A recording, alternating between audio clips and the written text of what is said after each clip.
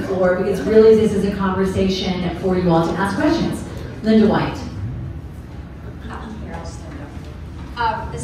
Most people know here that I'm the founder of Grandparents for Kids, and I'm trying to get grandparents, activated to help in schools. And what I found was they don't know what's going on. So I send out a newsletter every month saying, did you know?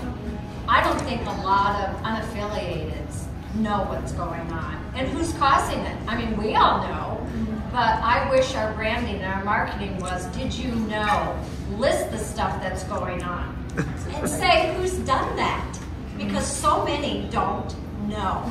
They're in la la land. And so many people also do not know that a fee is a tax. They have no idea that. So I agree with you. Start doing cards, dropping them off and say, did you know this is what's happening and this is who did it? And this is who will fix it. There you go.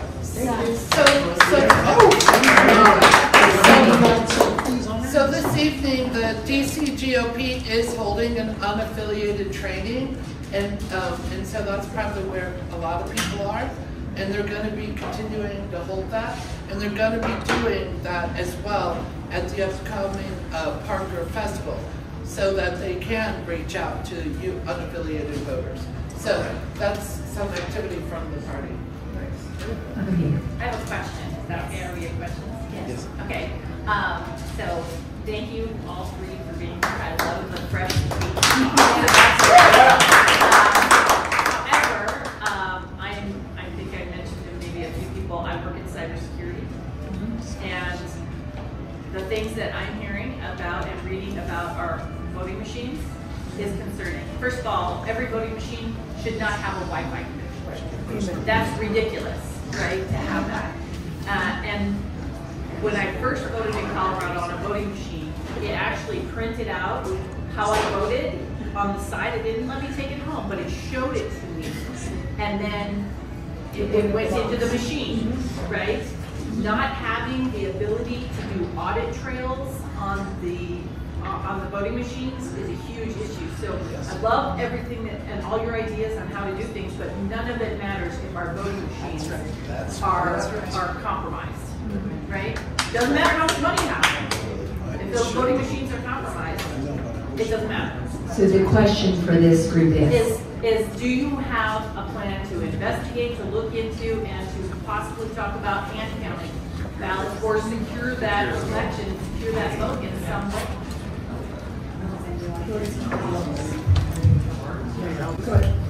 When I ran for Congress, I ran on, that was one of my 32 platform plans. You have paper ballots, ID, one day to vote. We all show up to vote. We our grandparents did. And when they brought me in and showed me how to do it as a kid. So yeah, I mean, I'm all for that. We're a little bit underwater right now. We're up to our necks. Digging out from what we've inherited. And I don't know if we've stopped long enough to think about this at length. Well, I think what it is when we have these regional offices, and we're going to do it before October, don't worry. We're already down in Colorado Springs, and we're moving stuff down there tomorrow. We're getting Denver probably next week. We're going to be up in the Hill. So I believe, and then we have Montezuma's already talking about they want us to share Grand Junction, and we're looking at over in Johnstown, Meade for another one to go as well, and for Larimer on the other side of the highway. So we're getting these up to starting now. The reason why is because we have school board elections coming. And we are going to be taking on some initiatives that are really important that are going to be on. I can't talk about right now, but I'm just going to tell you we have some high-level issues that are going to target certain things, like not that. But they're going to be all the issues like special parental rights, because the parental pieces are 13, 12, and the summer camps, blah blah blah blah blah. So just saying we're working on that. So when I hear you saying about this, there's so many groups like Kim Monson and some other groups that are already doing this. We just need to bolster and work with them and just be in tandem with them and start working on that. And I don't see why we couldn't use these regional offices to start getting these issues done, because that's where it's going to all come from. Again, like I said earlier, all politics is local. So I believe that'll be a better way to do it than coming straight from, like I said, the operations piece. But if we allow those pieces to be in all these field offices, I think that's where we're going to see the change. So we'll definitely be there. And I know it's kind of a circular reasoning, but this is also why elections matter. it is a state legislature that by the Constitution determines how elections are done. So as we get the vote out, as we begin to flip this, we also begin to be able to change those laws. Are there any other questions? Yes, Cindy. Yes, I am so happy to be here tonight to hear some positive messages from our GOP elected officers. And, you know, we talked about some really great growth party strategies. I love that. I don't know how many other counties are as dysfunctional as Douglas County, but do we have a strategy to pull Douglas County Republican Party together? Susan, would you like to talk about that? I'm sorry, that might not have been big. But here's one positive thing while she's gathering her thoughts. I will say, I think, you know, here at DCC, we also had a forum for the DC GOP candidates. And I think what was interesting, and then Susan, to address this, I think it was an example of how you could bring different parts together. There was a slate that ran, and a couple of those members were elected, and there were individual candidates that were elected, representing a broader swath. But Susan, did I give you time to figure out what you'd like to say about that? Deborah, This is what keeps me up at night. I think it's unfair for her to have to answer that question. 100%. And do not feel like you need to answer anything that you do not feel responsible. And once again, Susan made it very clear she's not speaking for the GOP leadership here in Douglas County. And if you prefer not to answer, that's totally fine. I will just share this. I've had numerous people come up to me and say, oh, I used to be in the party, but I just couldn't take it anymore. Yeah. I had people come up to me and say, I'm going to vote for you, but I can't do that. I can't let it be known publicly because then, in other words, they won't be at the cool people's table anymore. There's a culture of fear. There's a culture of being shouted down. There's a culture that has to stop. And believe me, it's easy just to walk away. And many of you, many people have. I just encourage people to get involved and stay involved and not let it get you down. But it is difficult, and it's a culture that we have to change. And it's not easy. Yeah, and I've had a political radio talk show for 16 years. And prior to running to Congress, I was an in-your-face guy. I still am on the radio show. But was it you, Susan, that was talking about tone? Timing, tactic, and tone. Yeah. So I've really toned it down, and that's why I think I was asked to run for state party leadership. Gosh, I forget what else. Oh.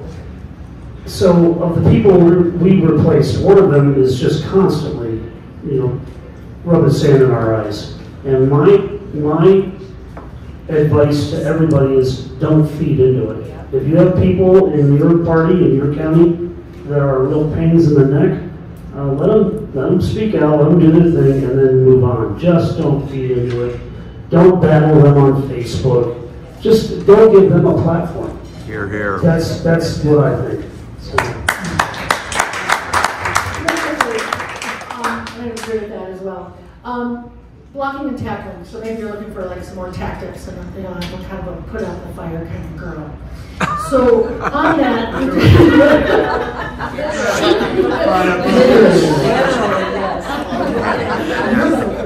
so we are working together. Once we get all this done in May, and Jim, we're working on what we're calling like 3 different tiers and like how you can be involved. And so it's going to be 3 different levels. So obviously everybody wants to be tier 1. Well, there's already going to be automatic tier 1s. Okay, Pueblo County's doing a great job. Grant County's doing a great job. They're going to be automatic.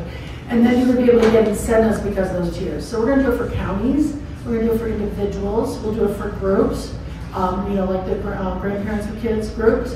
We're going to do it for even donors if they're the highest donor. We're going to do it for we're talking about candidates and PCPs, anybody, that's the individuals. And then we're going to have metrics how to become tier 1. So if you're tier 3 or tier 2 and not getting stuff, we're going to give you metrics, and we're going to go look at places like voter registration. We'll go look online, the Secretary of State, and see how many new voters you got in, Park County, whatever. So I think those are motivational pieces, right? And not everybody's going to do it, you're right, but we're going to know, and they're going to be sitting in tier 3. Because we're going to know which ones are actually working towards the goal of those three things we talked about, electing more Republicans, growing the party, and fundraising. And real quick, I would just add to that, do invite people to DCC. This was born out of the concept of those who are the steering committee. This is not one or two or three people, it's a steering committee. We would hear from so many district captains or PCPs who quit, who gave up, who do it as we all do here, volunteer, but did not want to be shouted down anymore when we are the party of free speech. What I would say is invite those people back. We need to get people back into this party knowing that they can participate and be treated with dignity, and we can agree to disagree. I always say if I was an identical twin, I would not agree with myself all the time. And I would treat myself like, you know what, right? So invite those people back. Just invite them back in and let them know it can be a new day here, both on the state level and the county level. If I might, Deborah, HD 13 is a good example of the way that we think. HD 13, a gentleman named Dave Williams, a different Dave Williams, a good one, ran last year for HD 13 and he lost by about 5,500 votes. He lost by 5,900 in Summit County. So what we're trying to do is find a candidate, and I talked to Rose Puglisi about this the other night. She looked at me like, wow, I hadn't really thought about that. Trying to find a candidate who will caucus with us, but is way left of everybody in this room, but would still be a Republican. Think Susan Collins in Maine. And that's kind of the way we need to think. We need to understand the reality of our situation. We need to flip 11 House seats and 6 Senate seats to bring sanity back to the state, and we're going to have to run candidates that frankly are left of everybody in this room.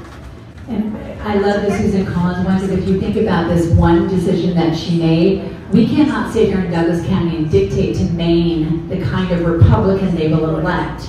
We can't dictate to Boulder or Denver the kind of Republican they will elect, but we would not have a majority in the Supreme Court if Susan Collins, who is the only Republican that could be elected in Maine, hadn't been this tie-breaking vote for Brett Kavanaugh. Yep. So when we realize that we're not also as conservatives want to dictate to everyone else exactly how they have to think. So I really appreciate that, because that's how we begin to turn it around. Yes, go ahead. And then Amy, I just want to see if anybody else has any questions so we can make sure we get around. Yes, go ahead. A little more time to think about that. And at the November meeting, I did give some advice. And the first thing was, think of the Republican you dislike the most. Call them and go out for coffee. Find 5 things you have in common. We're people. Like, make it a people. And I've heard people say it used to be fun to be a Republican. I plan on having lattes on my deck once I'm healthy enough. And I'm going to pick the one who I think dislikes me the most and call them and say, let's have coffee. This is a people thing. The second thing is we have to influence. And that is the timing, the tactic, and tone. I'm from Jersey. You're from Jersey too, man. It's in your face. No, that doesn't work. You know, we want to influence people. And then the third thing is, and this is the most important thing, and when I have despair in the middle of the night because I'm trying to figure out how do we make this work, you must pray. This has to be God-driven, and we have to accept our part in God's big plan. So that would be my Amen. Wonderful, thank you, thank you. I do want to, not always deserves applause. I want to make sure I get to places where I have not, and people have had their hands up. First of all, right back here, and then here. Yeah, 2 questions. Your opinion about GOP organizations endorsing candidates. And Prior to the primaries? Any primaries. So the question was, how do you all feel? Primary, that makes more sense. Yeah. How do you feel We're dead set against any endorsement prior to the primary, and 100% for endorsement after the primary. Absolutely. I think you agree with that, don't you? Yeah, and my second question was opinion about the gubernatorial race in 2026 for Republicans. Feel like there's a shift coming that way as well? Again, we're not. Trump lost by 11 points last year, so we're not going to be able to turn miracles. Maybe we will. I was talking to our executive director today. We think there's an outside chance we could turn 11 House seats. But we have great candidates, by the way. You know, there's 4 of them that are constantly on the road with us, and they're all great and have great ideas, but it's going to be a tough pull. The one thing we have going for us, besides, well, the one thing we don't have going for us is Donald Trump's not on the ballot ever again, and he drives voter turnout for us. The one thing we do have going for us is that since the election, Democrat favorability in this state has dropped from 52% down to 39%. So we're the cool kids. Yep. So I don't know though, to win the governor office, it's going to be a tough pull. But We're gonna win it. We're gonna win. We're gonna win it. Okay. I'm not opposed. Okay, right here. Andrew Dieter from Parker. I've loved your emphasis on trust. I think that's very, very important. Both of my kids are unaffiliated registered voters. Could you tell me a little bit more about your messaging to those unaffiliated voters? I'm not interested in like the shadow Republican variant, but that even greater percentage that doesn't think about them as a Republican. What's our messaging for them so they will vote Republican? Good question. Good question.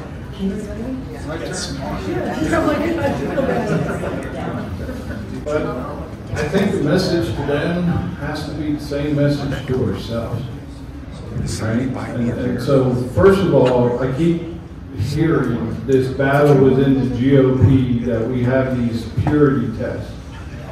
But I don't understand the test because nobody's written the questions. And then even if we had the questions, nobody sat down as a group to figure out what the hell the answer would be. So we're asked to measure based on people's individual personalities or maybe just feelings, which we all know on any given day can change 100 different ways. So the first thing we need to do is come to an understanding ourselves. I mean, you can't even flip a burger in McDonald's without having a vision. And so obviously the state vision has to be established with the platform. That has to be adopted by the county. And when you guys sit in these meetings, it's going to have to sit there and say, you know what, can we afford to sit out 2026? Completely. Let's just sit it out. And if the answer is no, then why? And then once we figure out the whys, then how do we build the plan in order to adopt that strategy of attack? We've heard some great ideas when it comes to who done this or what and communicating the different cards and stuff that should be out that needs to be mass produced. It needs to go to the counties. Imagine the places you visit in a week that needs each and every one of just the state central committee left a particular card on the table of, you know, like your free tax-free tips, right? That just got passed through the Congress. Thank a Republican for that. Oh, by the way, send me a check. Because now we know you got money, right? And so there's all that, because even people that work for you, even in a McDonald's, I still have to advertise what it's worth, right? So everyone gets their salary, but they don't know what it's worth when they get that free meal every day. They don't know what it's worth when they get that 401k paid for them, or 50% of their insurance, or what all this, because in their mind, well, I can go across the street and they're going to pay me a nickel more. And then they'll leave you for a nickel, failing to understand they're really leaving $20-some extra on the table for the other stuff.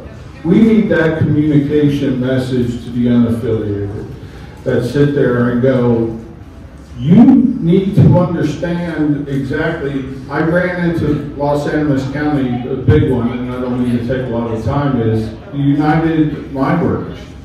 Strong union in Los Angeles County, because we have the mines and everything. None working today, but there's still a strong union today. I walked into a meeting and they were like, well, what are you doing here? I was like, did you know that the United Mine Workers was founded by a Republican? The looks on their face, Wikipedia, yeah. And so it's just education. But when we have even the people that are in charge of the party in positions that they don't have that knowledge, in order to have those conversations, we need to have that training first. And I think that's where the regional and the training committees and stuff that are coming up. So there's a lot of good stuff coming down the road. But absolutely, we're not going to win without the unaffiliated. Yeah, go ahead, Susan, then I have one thought as well. Go ahead. Kind of a microcosm in Douglas County is the message that we give to Northwest Douglas County is different than what we're going to give down in Parker, is different than there. And I think being around young people the past 4 years, they think differently than us. Kind of crazy, but no. So my suggestion would be, before we do anything, is we get data. This has to be data driven, and as important as finding out is what is important to them, is finding out what are the deal breakers. Because it doesn't matter if we say, yes, we'll do this, this, this. If the fifth thing is the thing that they definitely won't go for, then we've lost. So I think we need data, and we need to segment it in a logical way, and then we have to see what do we say, and importantly, what do we not say to certain groups, or not emphasize to certain groups. And I would just add one thing. If you're talking about Gen Zers, and I'm a proud mom of 2 Gen Zers, talk to these guys about it, because you know what their number one concern is? They're the first generation that does not think they can buy a house. That's it. We begin to connect the dots from why can't you buy a house here? Over-regulation. Why can't you buy a house here? Because it takes this long. That's what they care about. They're the first generation in America that does not think they'll have it better than their parents. So that's just an example of what we're talking about, the overarching idea. Every single group has potentially a slightly different thing. But you may not want to talk to them about LGBTQ, because they're like, well, they're not parents yet, necessarily. So, yes, sir, do you have a question? Yeah, I have a question. But first, as the first generation that didn't think they could buy a house, when I graduated from college and I bought my first house, it was 18% interest. We had a guy named Jimmy Carter who'd been in there. I'm old. And when Jimmy was there, that was a headline. I actually pulled 2 headlines from the Denver Post and the Rocky Mountain News saying this generation will never buy a house. So always remind them of that. But back to what I think all of you were saying, but I think what we need to look at as a party, we need to look at the party from the high end and how we're communicating downward. We have not, for the last 4 years, had a single state rep or state senator highlighted on the GOP state webpage. If you go to the Democrats, they say if you have a problem, here's how you find the area that you're in, and here's your rep. So we need to highlight our reps so they're not showing up at the State House and saying, oh, this is the first time somebody's been here, be happy. We should have them first and foremost, whether you like them or not. The second thing on there is when you talk about Gen Z, it's all about social media. And I've talked to all 3 of you guys tonight that social media for this party sucked. And that's probably the nicest word I can talk about it, but it was just horrible, especially if you're younger than 30. And I've got a 30, she turned 30 this week. Old, and she said, I've never seen anything so negative as I saw coming out of the Republican Party. It needs to be positive, and it needs to be reinforced by these are the people that are Republicans that are trying to help on these issues. It needs to be issues driven, not pointing people out. That is social media, and highlight our people that are elected officials. We have some very good elected officials. They all get stepped on by voting for one bill so they can get another bill through. So that part is what we really need to do. For the high end, you've got to highlight our elected officials. You've got to do social media. It includes Twitter, Facebook, Instagram, whatever, Signal, whoever. Even TikTok, believe it or not. Oh, I get that. Yeah. I should say, but that's where the kids are. And actually, we have been doing that, and so we are working on X right away, because we're trying to get all the other counties to get on X, because they're not used to it as much, got to get them going on it. But we already are. We're just reposting, pushing positive. Because we do get messages, from the RNC, so we got a lot of talking points this week for the big, beautiful bill. You know, so we're putting those things out as well. In Colorado. Right, I know. Colorado. I think there's a balance of doing it all, but we are just making sure it's getting out everywhere. And we just finally got our Facebook page the other day, so the smooth transition, that wasn't. So, you know, we're just working on getting that and making sure it's putting positive and just drawing out that negative. And you're right about TikTok, because I spend a lot of time on that, I kind of like it. And I'm finding all these young girls in Denver that want to turn Denver red. They're not walkaway Democrats, they're runaway Democrats. So I was already talking to a gentleman today when I was driving up here, he got a hold of me, and he's running for mayor in Denver, he's a Republican, and he and I are already planning next week to go meet with these guys. It's just like, let's go find them, let's go to Denver, let's find them, because they're the voice, they're going to be that voice the other way, because they're looking for somewhere to go. So as long as we can make this tent big enough for everybody, we're going to bring them in too. And one of them, she even texted me, and she even said, DM'd me, and she's like, everybody in my community is telling me my skin color is too dark to be conservative. I don't know where to go. And I'm like, oh, you come to us, we'll welcome you, and you'll get to be here. So, I mean, being told that is just so damaging and not right. So we need to bring them over to us. And that is a good point, because we can actually do it pretty quickly, because young people, by the way, they can be the rebel with the cause this time.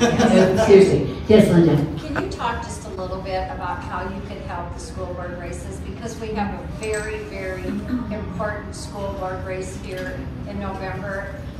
4 conservatives are up. If we lose one seat, the board's going to flip to the left. So we are going to have a staff meeting tomorrow, so we're going to be talking about that after we pack up some boxes. And it's like a plan, like I said, I was telling you about all those parental issues that we're going to be working on, and then drilling down on certain targets. I'm trying to say this without saying it. And so we're going to try to work that out all through the summer into the fall, and then whatever we do, we want to do at the same time at the 25 elections for school boards. So we want to get this plan going, this scope of work. You know, we want to get our exercise, our plan in all these different regional offices, so we get the boots on the ground, get the field directors, get the volunteers, and we're going to start practicing what we're going to do for 26. We might as well. The school board's 25. 25, yeah. So we're doing this all now. Yeah, because we want to do it now, the plan now, and then see what we need to fix. But how will you, in Douglas County, there are 3 slates of Republicans. The 3, and they're getting a 4th, that are already in the party, are already in the school board. Douglas County Executive Committee, at least 2 of your compadres have said they have a new slate. And then there is another slate. And all Republicans. And all Republicans, and they're all raising money today, and all 3 slates have at least $20,000 that I understand. How do you get around that from a state level? Can you help? Wow, because that's new information to me. So, Sue, do you have anything on that? I didn't mean to tell you. I don't need to, but you know, we're here to learn too. You see me how many notes I've been taking, you know, like we're here to learn, because that's new information to me right now. Our school board is ranked number 1. Yes. Our school board is ranked number 1 of all the 11 school districts in the metro area. They've done an amazing job. But for some people, it's not good enough. And I don't understand it. And I will tell you, I am a voice that's trying to stop some of this stuff, but I'm one voice. Like, people have to speak up. I mean, it's circular. It's going to happen like what happened last time. And it can't, because that's our kids. So I will say, if you have any advice, like, I'm listening. I will say too. Thank you, Republican. Douglas County, top school district in the metro area. Thank you, Republican. And then just have, you don't even have to make sure you just have that scores and everybody share it. But to Lee's point, this is one of those examples of where we give away our wins. Oh, sorry. So yes, go ahead. Brita? Yes, ma'am. I have to say something. This is the problem with the slates that are going on. Some of the people that are running opposing, it's, you know, Republican against Republican. We have tried to have somebody go out and talk to the people that are running these other slates. And they won't talk. They won't even get together and talk. Yep. So when do you do that? You know, and even if you say to them, you're laying our kids at the feet of the left, that doesn't make any difference. It's all because of a bond issue, pretty much. It's because our school board put up a bond issue. And the bond issue went through. So one seat, we're going to lose one seat, and that's going to flip. So I don't even know the answer because they won't even talk. I think you're going to lose 4. Yeah, but I'm saying we're only one seat away from losing that. But these people that are running the opposing ones won't even talk to us. So we're running towards the end, but I want to make sure both here and then in the back, Denise. Yeah, I just and yes, go I just ahead. want to say one thing. So if you look at all the statewide elections and offices, right, they're all decided in the metro area, right? 90% of the people live in the metro area. Douglas County, it is critically important that we maintain the hold here in Douglas County. We are the only one in the metro area that's holding off someone. Yes. And so I think that the state party needs to look at that and make it top priority number 1 that we maintain Douglas County, because it can spread from here. If they take it over. Let me say this, that I believe of the Republicans that I've known and that I've met in the last 2 years, I've met 15,000 Republicans. A good 30% of the Republicans in this state couldn't give a rat's run about whether or not we win elections. A lot of it's ego-driven, who's running, why I'm running for whatever it is, or the people that are ankle-biting us right now. They couldn't care less about winning elections. Yep. So we have that faction, and again, try to ignore them, but from a SCC level, we can't endorse anybody whether they live in office right now or not. So. That's good. I'm going to make sure Denise has anybody go ahead. I've been listening here, and like I said, I don't have a political background, and so my comments might be a little off the cuff. But it all boils down to organization, right? We're an organization. Granted, by law, you can be a Republican by simply going online and filling out a piece of paper. But being in leadership, being in committees, that has organizational structure. It has organizational rules. Obviously, I don't know off the top of my head what your bylaws are, but I've heard, we just don't have these conversations with this part of the county or this or that. It has to be the opposite. You have to walk in there and have the hard conversation. And at that point, it's just like with McDonald's. I can have an employee that likes ketchup on their Big Mac, right? But that's not how you're going to make it. Because the standard is the standard, and the standard has to be enforced. Now, I can provide options, right? So we have ketchup packets. You can go put the ketchup on yourself. But what happens when you decide that you're going to be the employee and you're just going to put ketchup on all the Big Macs? You just don't work for us anymore.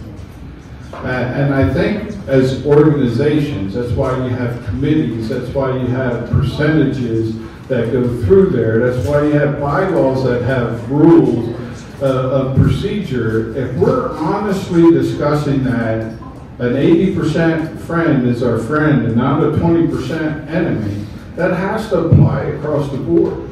Otherwise, you have that very small faction that are 100%ers, and it's going to be 100%ers, and the rest of them are caving in because essentially the minority has just taken roost, right? The inmates are in control of the prison, is how we say that at work. And I think as an organization, your organizational requirements have to be discussed as an organization first, so everyone understands the duties under under the governance documents and how that works. But you need to have those true, honest, and it goes back. Can we sit it out 2026? And sometimes, you know, you'll get all the way around that circle and you're thinking that you're closing that loop just to find out you're going to start all over because you're going to run into one or two in there that are going to have that problem. But the organizational pieces is what's missing throughout the state, even at our level. Every 2 years, it gets burned to the ground, raped, robbed, and pillaged, and then the new one comes in and they rebuild. And that's the difference between this organization. We're not doing it for just 2026. We want to build an organization that when people come in, the base organization is already there. And that's going to have to be a lesson that has to get taught all the way down to many of the 64 counties. Yeah. Thank you. Denise, I want to make sure, thank you. Yeah, let's put a round of applause. And this will be the last comment because then I know we can continue to talk afterwards. Yes, Denise. So our Douglas County School Board election, as you said, is it's our last stronghold in this county. It's Douglas County for our families to have. If we have more than one Republican run in this, the only person I think that can change that would be President Trump himself. Telling those people you cannot. The art of the deal, that is what he specializes in. We need somebody that can work together with these candidates that are coming up wanting to run, and it can't be, there's nobody in Douglas County who can get them to back off. I honestly believe Trump needs to actually ask them to sit down. Yeah, so I don't know if you have any fault right there.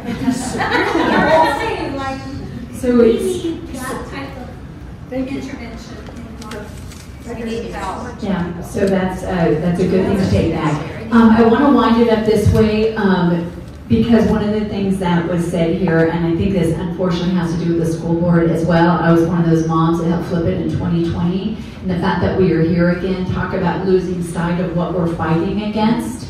We were fighting against forced vaccination, forced mask mandates, keeping schools closed as children were cutting themselves and getting into drugs and alcohol. And I think what we're going to talk about here and what I appreciate as well and what I'm going to encourage is that we support the turning around of this ship. This is not going to happen overnight on the state level.